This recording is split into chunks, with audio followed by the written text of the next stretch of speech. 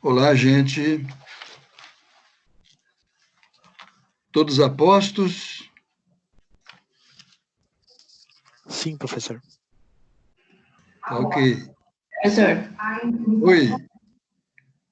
Fala. Estou aqui. Oi. Alguém vai falar? Oi, professor, apostos. Tá ok. Então vamos dar continuidade. Muito bem. Parabéns a todos, viu? Antes que eu esqueça, parabéns a todos aí que estão se dedicando ao direito, à nossa disciplina. Eu espero que vocês tenham muito sucesso. Vamos dar continuidade. Nós estávamos falando das fases do direito romano. Falamos das classes, né? Iniciamos falando das fases do direito romano. Sobre as fases ainda não terminamos. Nós falamos também do conceito de direito romano. Até lemos aqui um conceito na página 71 do livro único, mas existem vários conceitos de vários autores. Eu não sei se... Deixa eu ver aqui, com Cretela. Deixa eu ver aqui. Com Cretela Júnior. Se ele fala alguma coisa.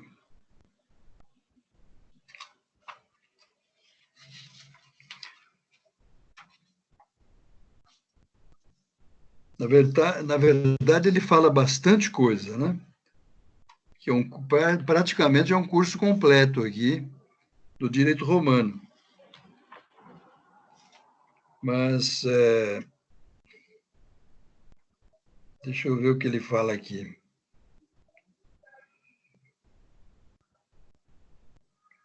Direito romano...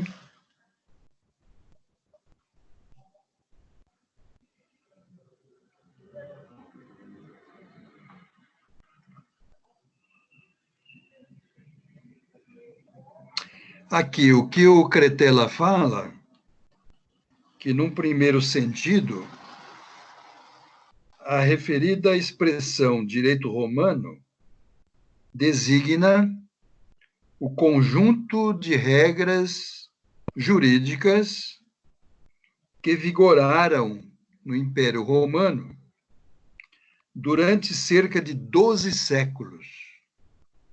Ou seja, desde a fundação da cidade, em 753 a.C., até a morte do imperador Justiniano, em 565 depois de Cristo. Para outros, de 753 a 1453, quando praticamente houve também a queda do Império Romano no Oriente. Então, existem, na verdade, vários sentidos, né? Que um autor fala de uma maneira, outro autor fala de outra. Diz também ele, o Cretela, que a expressão direito romano é empregada ainda para designar as regras jurídicas consubstanciadas no corpus iuris civilis, conjunto ordenado de leis e princípios jurídicos reduzidos a um corpo único, sistemático, harmônico, mas formado de várias partes, planejado e levado a efeito no VI século, de nossa era, por ordem do imperador Justiniano, de Constantinopla, monumento jurídico da maior importância que atravessou séculos e chegou até nossos dias. O imperador Justiniano já estava no Oriente, né? Ele foi imperador de Constantinopla, né? Lá do Oriente. Hoje nós temos a Turquia, né? Onde se localiza a Turquia. Então, na verdade, existem vários sentidos, né, da expressão direito romano. Mas tudo bem, vamos seguir em frente e falar de uma outra fase do direito romano. Nós falamos da realeza, vamos falar da república. Eu vou tomar esta parte aqui do texto que eu escrevi na revista do curso de Direito, sobre a República. Com a queda da realeza, com uma revolução que destituiu Tarquínio, instaurou em Roma a República, em 510 a.C. Então, a fase da República, começa em 510 a.C. Sucederam o rei, o poder consular, detentores o imperium, ou a suprema magistratura. São 5 as fontes do direito romano nesse período. Então, nós temos também, como o direito tem fontes, né, que nós estudamos, no direito romano, na época, são 5 as fontes do direito romano nesse período da República. Contando com a lei e o costume. Quer dizer, a lei e o costume são fontes hoje, né? São fontes hoje do nosso direito. A lei, né, a legislação, e o costume. E além da lei e o costume, você tem no direito romano da época o chamado plebiscito. A interpretação dos prudentes e os editos dos magistrados. Então, são fontes também do direito romano da época. Os prudentes são justamente os intérpretes da lei, né, e dos costumes. No ano de 450 a.C., é instituído a lei das 12 tábuas. Em latim, é lex duodecim tabularum, lei das 12 tábuas. Inclusive, eu tenho aqui os fragmentos da lei das 12 tábuas, né, que eu vou ler logo mais. Estas gravadas sobre bronze ou carvalho, expostas em lugar reservado à justiça. Essa codificação representou a mais importante lei republicana. A Lei das 12 Tábuas foi uma legislação das mais importantes da fase da República. Os romanos a consideravam como a fonte de todo o direito público e privado. Vocês sabem que a divisão direito público e privado é uma divisão do direito romano, que nós adotamos também, né? Hoje nós temos uma divisão um pouco diferente, mas até há pouco tempo, a divisão do nosso direito era justamente o direito público e o direito privado. Vocês se lembram que o direito público, né, Era o direito, por exemplo, o relacionado com direito penal, direito processual, né? Enquanto direito administrativo, né? Nós já vimos isso em sessões anteriores. E temos o direito privado. O direito privado é o direito civil, né? O direito comercial e também o direito trabalhista, né? Que houve aí uma mudança. Logicamente, hoje, nós temos uma outra concepção, né? Do direito privado. Por exemplo, o direito do trabalho já não consta mais do direito privado. O comercial e o civil constam ainda como direito privado, né? Eminentemente privados. Né? Muito bem.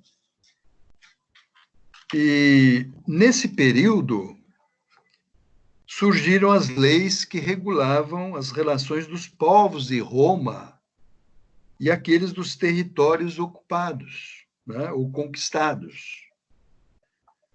As leis, ou as leges rogate e as leges date. As primeiras, as leges rogate, eram votadas pelo povo, por iniciativa de um magistrado.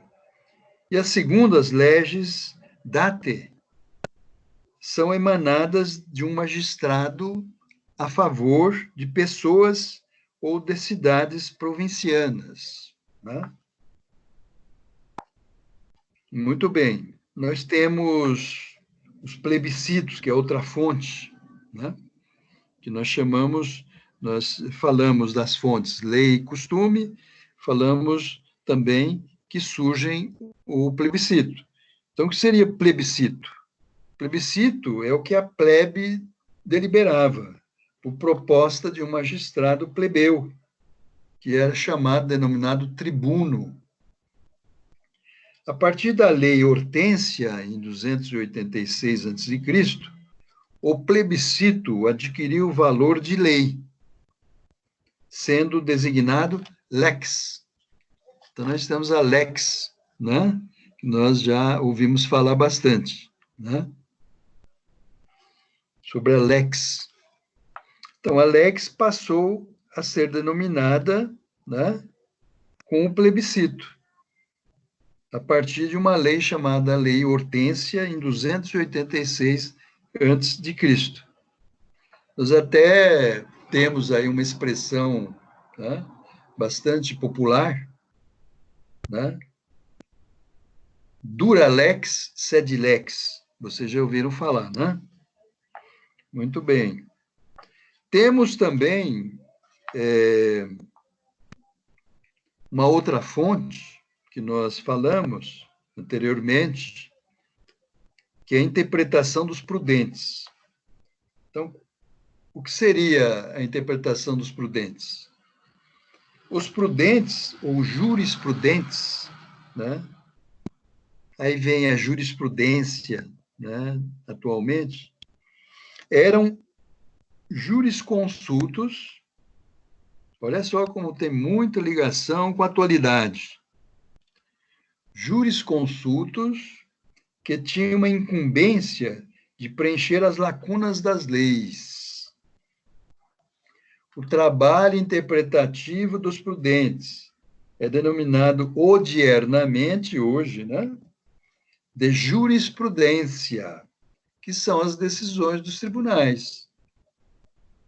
A interpretatio prudentium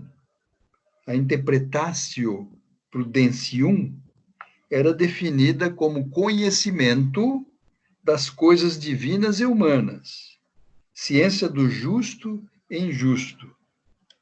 Os jurisconsultos davam consultas orais ou escritas. Hoje nós temos a consultoria jurídica, né? Consultoria jurídica. Justamente, os jurisconsultos davam essas consultas, né? Orais ou escritas. Assistência jurídica nos processos e assistência ao cliente na redação dos negócios jurídicos. Hoje nós temos a consultoria jurídica, né? E aqueles que prestam consultoria jurídica são justamente consultores, ou jurisconsultos. E a interpretação dos prudentes significa que, nas decisões jurisprudenciais, nós temos aí os juízes, temos os desembargadores, os ministros dos tribunais que fazem esse trabalho, né? São os jurisprudentes, né? Por isso que as decisões dos tribunais hoje são denominadas jurisprudências, conjunto, né, das decisões dos tribunais. É interessante isso, porque nós estamos vendo que existe justamente essa, né, essa história que está presente, de alguma forma se encontra presente, né? Os editos dos magistrados, né? A palavra edito, o edicto, vem do latim edictum. Eleitos, esperar o caminhão passar, porque fica do lado da rua. Eu estou com a janela aberta também, né, para refrescar um pouco. Eleitos, os magistrados romanos apresentam um conjunto de declarações. Esse conjunto de declarações se denomina edicta, em que expõem seus projetos que irão desenvolver. Os magistrados eram os cônsules, censores, pretores e governadores das províncias. O edito urbano, o mais importante, era proclamado pelo pretor urbano. Havia o edito perpétuo, que durava tanto quanto os poderes do pretor, que era de 1 ano. A lei era anual. O edito repentino era emergencial, para um caso especial. O pretor, portanto, tinha o direito de fazer editos. A palavra vem de ex dictum, de ex dicere. Significa proclamar solenemente, decorrente de que, na origem, eram proclamações a viva voz. Esses editos dos magistrados foram criando o direito pretoriano, ou direito honorário. Então, quando se fala em pretor, né, pretor hoje é um juiz, né, também é um juiz. Era um magistrado, na verdade. Então, o magistrado hoje é um juiz. Então, o magistrado hoje é um juiz, e temos desembargadores que são juízes também, ministros que são juízes também, só que denominações diferentes, né? E quando se vai, por exemplo, entrar com ação, né, ou com recurso, né, vamos pensar assim, com recurso lá nos tribunais superiores, né, nós colocamos também ao pretório excelso, né? O pretório seria justamente o tribunal, né? Falando dos pretores, né, de antigamente. Então, seria o pretor excelso seria justamente os tribunais, né, superiores, né? Então, muitos termos se usa hoje ainda, né? Agora, uma outra fonte do direito romano que nós falamos é justamente os editos dos magistrados, que nós já colocamos aí, né? Então, nós já falamos de todos as fontes do direito romano, nesse período da República. O plebiscito, a interpretação dos prudentes e os editos dos magistrados. Né? Então, essa fase da República foi uma fase muito importante, né? Bastante importante. E essa fase da República é uma fase que nós consideramos, quer dizer, do próprio direito, né, direito romano, considerando mais importante. Tá? Temos também o Principado, né? O Alto Império. Quer dizer, aqui no livro único, você tem aí o Alto Império ou Principado. Né? Simplesmente eu mudei aqui Principado ou Alto Império. Né? Mudei a colocação dessas expressões. No período do Principado ou Alto Império, a pessoa do príncipe é sagrada, é inviolável. O imperador ou príncipe partilha o poder com o Senado. Então, havia aí um partilhamento, né, de poder. Então, havia um partilhamento do príncipe com o Senado da época. As fontes do direito romano, no Alto Império, né, nesse período aqui do Alto Império, que vai do ano 27 a.C., né, até 284 depois de Cristo, como nós já dissemos. Então, as fontes do direito romano desta fase são o costume, a lei, os senatos consultos, os editos dos magistrados, as constituições imperiais e as respostas dos prudentes. Tá? Então, nós praticamente conhecemos já alguma coisa em relação às fontes. Os costumes e as leis continuam a exercer grande relevância no mundo jurídico dos romanos. Hoje, né, no nosso direito positivo, também. Né? Os costumes em menor escala, mas se adota ainda os costumes no nosso direito. Além das leis positivas, temos também os costumes, né? Especialmente para preencher lacunas, né, do nosso direito. E naquela época também acontecia isso. E uma das fontes que se coloca, né, é justamente os senatos consultos, os senatus consultum, em latim. No início do Principado, o príncipe propunha medidas que lhe pareciam necessárias, e o Senado sobre elas deliberava. Então, aquelas medidas que ele achava, né, interessantes, tá, e que parecia para ele necessárias, o Senado, então, deliberava. Né?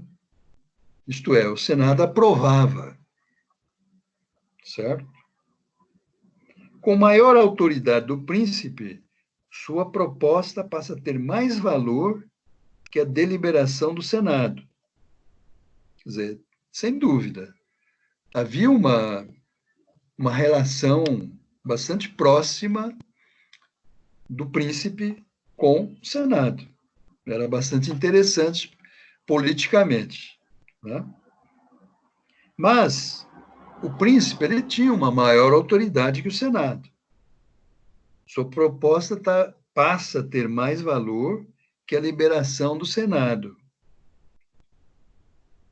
Quer dizer, com o tempo também, né, que por subserviência chega a votar as proposições do imperador ou príncipe sem a devida discussão, que é aquele negócio, né, que acontece. Quer dizer, todos os senadores da época queriam privilégios também. E dependiam, muitas vezes, do próprio príncipe, que ele tinha um poder maior.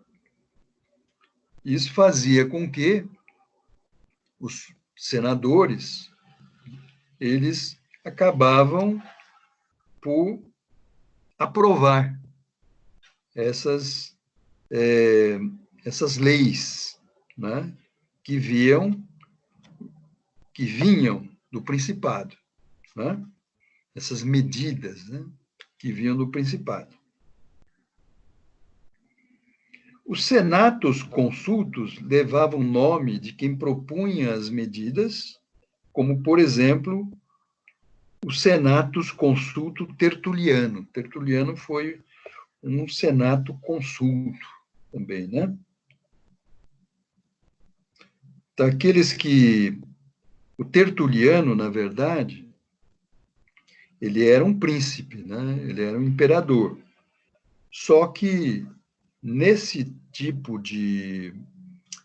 espécie de fonte, né, os senatus consultos, levava o nome, quando aprovada a medida, levava o nome de quem propunha a medida, que era o príncipe. O príncipe que propunha a medida para o Senado deliberar. Então, vinha o nome do príncipe, né, em relação àquela medida aprovada. Existia uma outra fonte também, né, do direito romano no Alto Império, ou no Principado, que eram os editos dos magistrados. Isso nós vimos também na República, né? Os editos dos magistrados perdem importância e os pretores vão reproduzindo os editos dos seus antecessores. O imperador Adriano ordenou ao jurisconsulto Salvio Juliano o estabelecimento definitivo do texto dos editos, o que foi chamado de Dictum Perpetuum, Edito Perpétuo. Essa publicação, como toda codificação, serviu para imobilizar o direito, se bem que, por outro lado, contribuiu para o desenvolvimento de comentários, como os de Paulo e o Piano, dois grandes jurisconsultos romanos. Então, como esses editos se tornaram perpétuos, né, esses textos, esses editos dos magistrados, né, serviu para imobilizar o direito. Por isso que hoje, né, nós falamos em imobilização do direito, quando não há esse movimento, essas mudanças do nosso direito. Nós também falamos de mobilismo do direito, né? Acaba engessando o direito. É outra expressão que é bastante usada, né? Engessamento, né, do direito. Então, por isso que a importância, é muito importante haver essas mudanças do direito, quando o direito já não serve mais, né? E essas novidades que acontecem hoje, né, nesses novos institutos jurídicos que acontecem, essas decisões, inclusive, decisões jurisprudenciais, né, que nós estamos vendo cotidianamente, é justamente porque existe o engessamento do direito e o direito precisa andar, né? Andar para frente, não para trás, nem ficar do jeito que está. É preciso haver uma mudança, por quê? Porque as relações sociais, elas vão mudando, né? Vão se tornando novas relações. Portanto, por isso que estavam dizendo aqui, e aí vem a importância dos grandes jurisconsultos romanos, para fazer com que houvesse, na época, um desenvolvimento do direito. Temos uma outra fonte, né, no Principado, ou no Alto Império. Temos as constituições imperiais, né, as constituições imperiais, certo?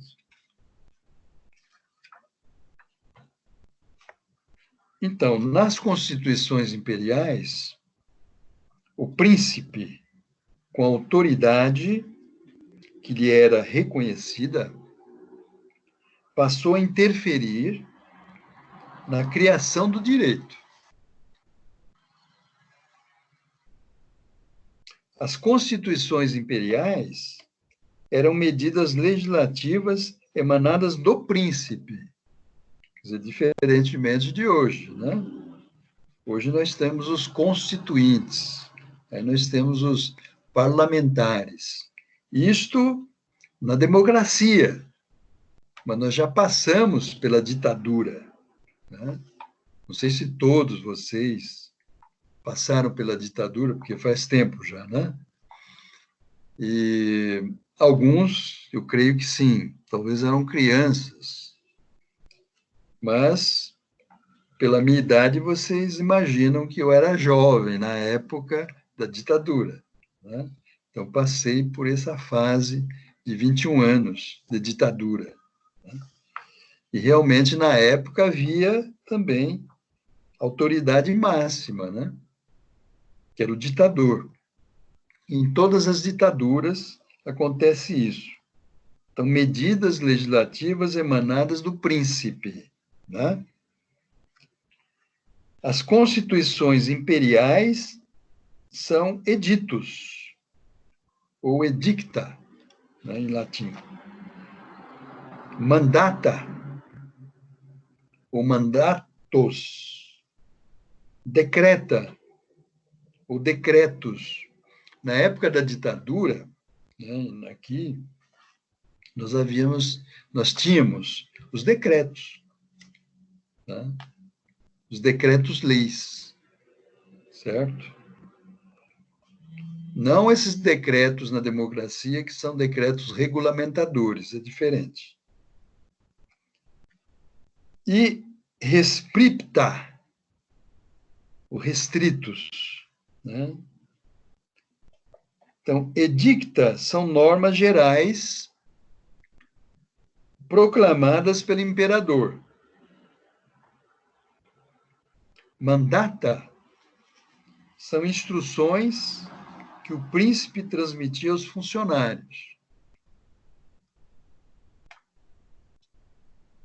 Então, hoje nós temos como se fosse mandata, né? Temos as instruções aos funcionários públicos, por exemplo, né, da repartição ou das repartições. Temos as resoluções, né? Temos várias instruções, né? Regimentos internos, né? Enfim, regulamentos, né? Decreta, né, são sentenças dadas pelo príncipe em causas a ele submetidas, em primeira instância ou em grau de recurso. Estão vendo que havia aí, né, para o príncipe, né, causas, né, questões, tá, a ele submetidas em primeira e em grau de recurso, em primeira instância ou em grau de recurso. Rescripta são respostas as questões jurídicas dadas pelo imperador, a particulares ou a magistrados e a juízes. Tá? Então, o príncipe tinha um poder enorme, né, na época. Muito bem. Temos também, né, temos aqui as fontes relacionadas também com as respostas dos prudentes. Em latim, responsa prudentium. Prudentium. Responsa prudentium. As respostas dos prudentes. Alguns jurisconsultos, jurisperitos ou prudentes tinham autorização do príncipe para o fornecimento de pareceres e opiniões sobre casos concretos, ou em obras doutrinárias que permitiam fixar o direito.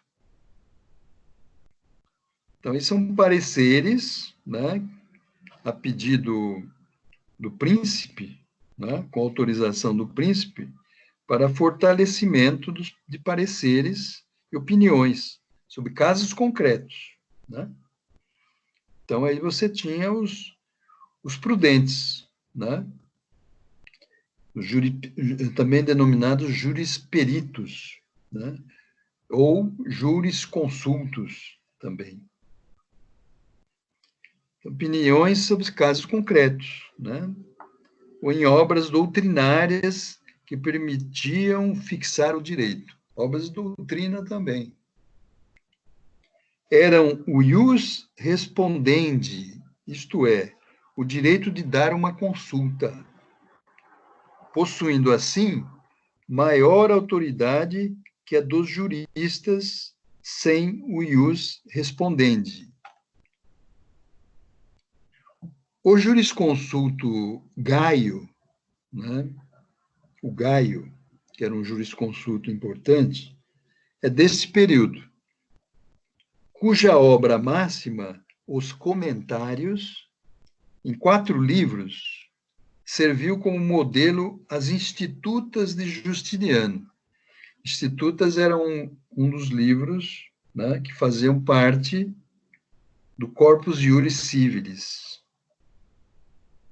E esses comentários de Gaio, né, serviram, né, porque eram 4 livros, serviram como modelo para Justiniano, né, compor as institutas, tá, dentro do Corpus Iuris Civilis. Outros jurisconsultos famosos, ou outros famosos, existiam aí o Papiniano, Paulo, Ulpiano, né? São vários jurisconsultos famosos que a história comenta. Né? Então, vocês estão vendo, vocês estão percebendo, né? Percebendo que o direito, né? A história do direito é muito importante para conhecer o próprio direito, né? E para conhecer o direito que está aí, né? Especialmente esse nosso direito, né? O direito aqui nosso, né? O direito brasileiro, né? O direito nacional, né?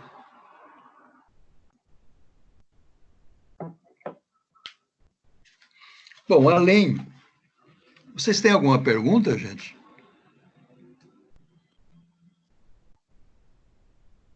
Tem alguma pergunta? Por enquanto não, professor. Eu estou acompanhando. Não. Por enquanto não? Estou acompanhando. Acompanhando? Tá tranquilo, professor. Está tranquilo? Tá. Muito bem. Então, vamos seguir ainda. Seguindo em frente. Eu ouvi aí o Jornal Nacional, hein? Então, vamos seguir em frente. Temos uma outra fase, hein? Essa é a última fase. É a fase do Baixo Império ou Dominato. Está aqui no livro único, né? Que vai do ano 284 ao ano 565 depois de Cristo. Tá? 284. Foi nesse período aqui que houve a queda do Império Romano, do Ocidente, né? Justamente nessa fase do Dominato ou Baixo Império, né? Foi nesse período que, no ano de 476 depois de Cristo, que houve a queda do Império Romano, do Ocidente, né? Porque nós temos também, quer dizer, houve a divisão, né, do Império Romano do Ocidente com o Império Romano do Oriente. Então, o Império Romano do Oriente prevaleceu, né, até 1453, né, lá no Oriente. Tá?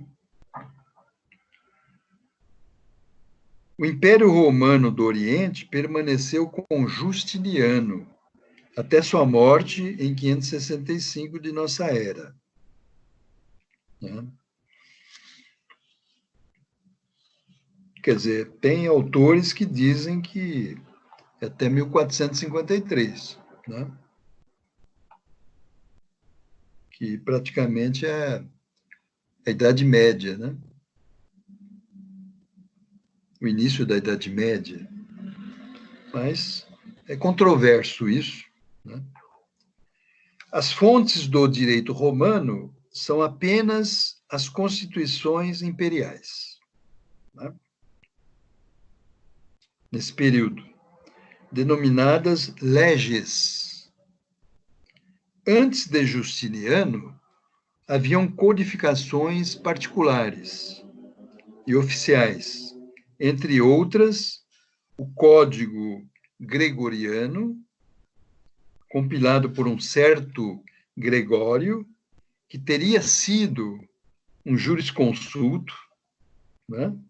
Então, se teria sido um jurisconsulto, significa que não se tem muita certeza, né? Essas informações vêm de historiadores, né? São historiadores que nos trazem essas informações. São romanistas, né, que estudaram o direito romano, estudaram todo esse período, né, do direito romano, fizeram pesquisa. Tá? Então, diz que o Código Gregoriano foi compilado por um certo Gregório, que teria sido um jurisconsulto. Temos o Código Hermogeniano, compilado por Hermogeniano, um jurisconsulto, que reuniu constituições imperiais dos imperadores Diocleciano e Maximiliano. Temos o Código Teodosiano, elaborado por ordem do imperador Teodósio, reunindo as constituições imperiais a partir da época de Constantino, que reinou de 306 a 337 depois de Cristo. Então, mais uma vez, muitas informações, né, históricas desses períodos vêm de romanistas, historiadores, né, que conseguiram pesquisar e conseguiram essas informações e passaram para os livros, né, de história do direito. Certo? E eu fiquei de falar também das 12 tábuas, né? Lei das 12 tábuas, certo? Essa lei das 12 tábuas, uma das leis mais importantes da época republicana, né? Do direito romano, da fase republicana, né? Eu peguei esses fragmentos aqui do livro História Resumida do Direito, de Ralph Lopes Pinheiro, tá? Da editora Rio. Na verdade, é um livro bastante antigo, esse da segunda edição.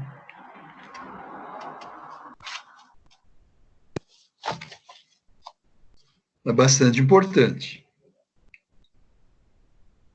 Por exemplo, eu vou ler vários itens, né?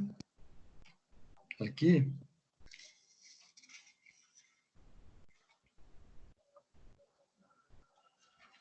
Que fala de vários assuntos. Então, por exemplo, temos a tábua primeira. Tábua primeira. Do chamamento a juízo. Então, temos aqui esses fragmentos. Do item 1. Se alguém é chamado a juízo, compareça. 2. Se não comparece, aquele que o citou, tome testemunhas e o prenda. Interessante, né? Teria que ter... Então, aqui há, então, a necessidade, né? Que tem a importância, a obrigação, mais do que necessidade, a obrigação do comparecimento daquele que é chamado a juízo. Tá? E olhem só como havia detalhes em relação a essa questão.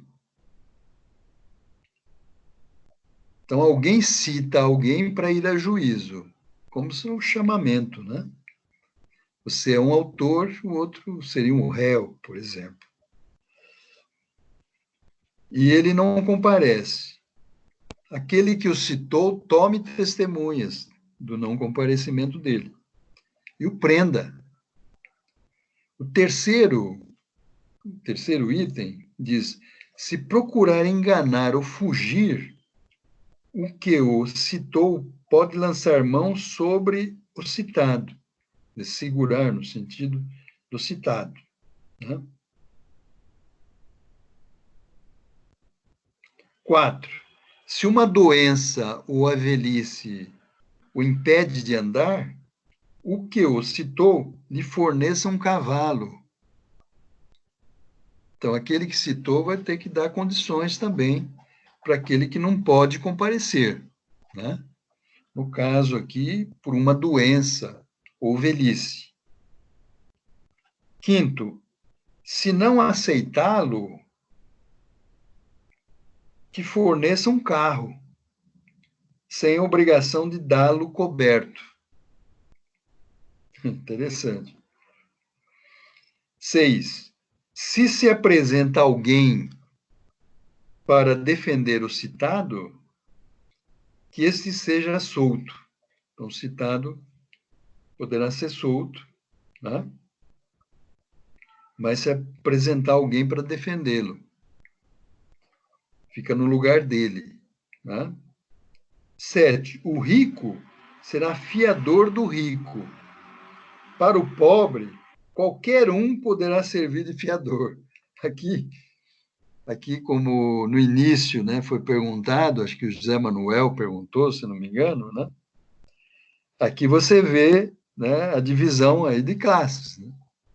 Você vê que nós falamos das classes no início. O rico será fiador do rico. O pobre, qualquer um poderá servir de fiador. Né? Você vê a diferença aí, né? 8. Se as partes entram em acordo, em caminho, a causa está encerrada. Olha só a importância do acordo, gente. Olha aqui na lei das 12 tábuas, né? Na época aí da República, né? Do direito romano, na época da República de Roma, da antiga Roma. Olha só, se as partes entram em acordo, em caminho, quer dizer, em acordo, né? Chama o outro, vamos fazer um acordo, tal, tá? A causa está encerrada. Hoje o que nós temos, todos vocês sabem. Hoje nós temos o quê? Temos conciliação, né? Temos mediação, não é isso?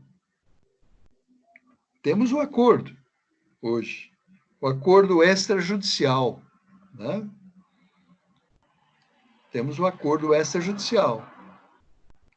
Havendo acordo, né, você simplesmente pode enviar esse acordo para homologação, né, do juiz. Ou nem precisa disso. Portanto, o acordo realmente já era, naquela época, né, previsto, né, e que seria realmente, como hoje, né, a melhor forma de se resolver uma questão, né? Eu estou olhando aqui olhando para cima porque tem um barulhinho, deve ser alguma coisa que está batendo aí. Mas tudo bem, vamos seguir. 9. Se não entram em acordo, que o pretor as ouça no comicium ou no fórum e conheça da causa antes do meio-dia ambas as partes presentes. Bom, isso a gente não sabe se... Por que antes do meio-dia? Talvez depois do meio-dia ninguém trabalha, né? Ninguém trabalhasse, não é? Não sei. Aqui simplesmente consta que se não entra em acordo, que o pretor as ouça no comício ou no fórum e conheça da causa antes do meio-dia, ambas as partes presentes. Tá? Item 10. Aqui fala.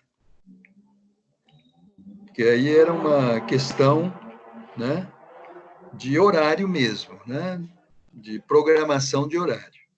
Porque no 10, no item 10, diz: depois do meio-dia, se apenas uma parte comparece, o pretor decida a favor da que está presente.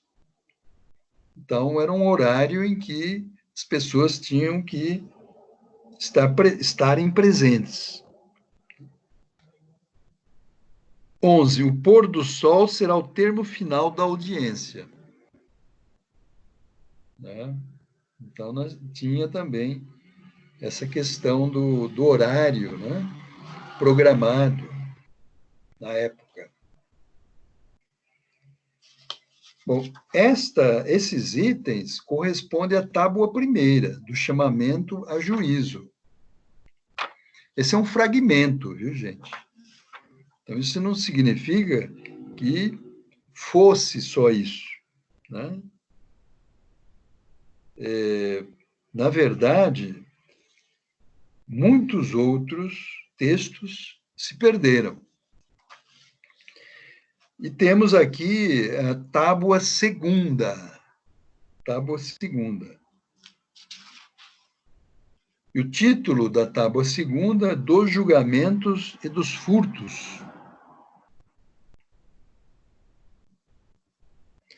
Então, vocês veem aqui, nesse caso, né, específico do item 1, que tem aqui lacunas, porque não houve condições de saber, né, as palavras que estavam antes e depois. Então, tem algumas lacunas aqui, pequenas lacunas, né, que diz Número 1, calções, depois 3 pontinhos. Subcalções, 3 pontinhos. Antes de calções, também 3 pontinhos. A não ser que uma doença grave, 3 pontinhos. Um voto, 3 pontinhos, vírgula. Uma audiência a serviço da República ou uma citação por parte de estrangeiro deem margem ao impedimento, pois se o citado, o juiz ou o árbitro sofre qualquer desses impedimentos que seja adiado o julgamento. Então, aqui fala dos impedimentos, né? Provavelmente é dos impedimentos do juiz ou do árbitro, né? Aqui nós temos também, no Código de Processo, na lei processual, nós temos essa questão aqui dos impedimentos do juiz, né? Certo? E temos o item 2, né? Aquele que não tiver testemunha irá, por 3 dias de feira, para a porta da casa da parte contrária, anunciar a sua causa em altas vozes injuriosas, para que ela se defenda. Interessante isso, né? Hoje, se acontecer isso, a briga, né? Até morte, na verdade. Ninguém vai poder ir na porta do outro, né? Xingar, né? Falar coisas injuriosas contra a pessoa. Hoje, se houver uma cobrança, mesmo uma cobrança até perigoso, né? Alguém cobrar, né? Um cobrador ir até a casa do devedor, né? É até perigoso, se não for com força policial, né? Se for sozinha. Mas naquela época havia um amparo legal, né? E todos estavam acostumados a isso também. Item 3. Se alguém comete furto à noite e é morto em flagrante, o que matou não será punido. Olha a legítima defesa aqui, né? A legítima defesa. Você vê? Se alguém comete furto à noite e é morto em flagrante, o que matou não será punido. Tá? Aqui você tem, não é bem legítima defesa, né? Porque o outro estava furtando, né? Mas uma espécie, né? Uma espécie, porque a pessoa estava protegendo, né, o seu patrimônio, não é? Portanto, seria uma espécie de legítima defesa, na verdade, porque o outro estava à noite, né, cometendo um furto, me parece, na própria residência da pessoa, ou, então, procurando roubar, né? Talvez aqui o furto não teria o significado de roubo, né? Que o roubo seria com grave ameaça, com arma, etc. Mas mesmo um furto, né? Contra o patrimônio daquela pessoa. Sendo morto em flagrante, o que matou não será punido, né? Agora, se o furto, aí é o item 4, se o furto ocorre durante o dia e o ladrão é flagrado, que seja fustigado e entregue como escravo à vítima. Se é escravo, que seja fustigado, olha só, hein? E precipitado do alto da rocha Tarpeia. Isto é, seria jogado da rocha para a morte, né? Então, tinha uma rocha lá própria para isso, chamada Tarpeia. Olha só, se é escravo, né, além de ser fustigado, também precipitado do alto da rocha, certo? Seria jogado do alto da rocha, denominada aqui Tarpeia, certo? Então, vocês veem que havia, quer dizer, uma espécie de pena de morte, né? Nesse caso específico aqui, tá? Mas contra o escravo. Tá? E se ainda não atingiu a puberdade, né, fosse ainda uma criança, que seja fustigado com varas, a critério do pretor, e que indenize o dano. Quer dizer, mesmo se for menor, né, teria que indenizar o dano e ser fustigado com varas, a critério do pretor, né? Portanto, nós temos aqui também um castigo, né, próprio para o menor. Ok?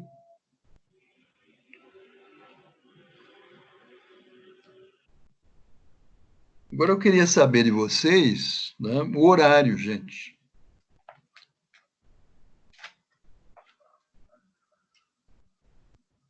Já está na hora de nós encerrarmos?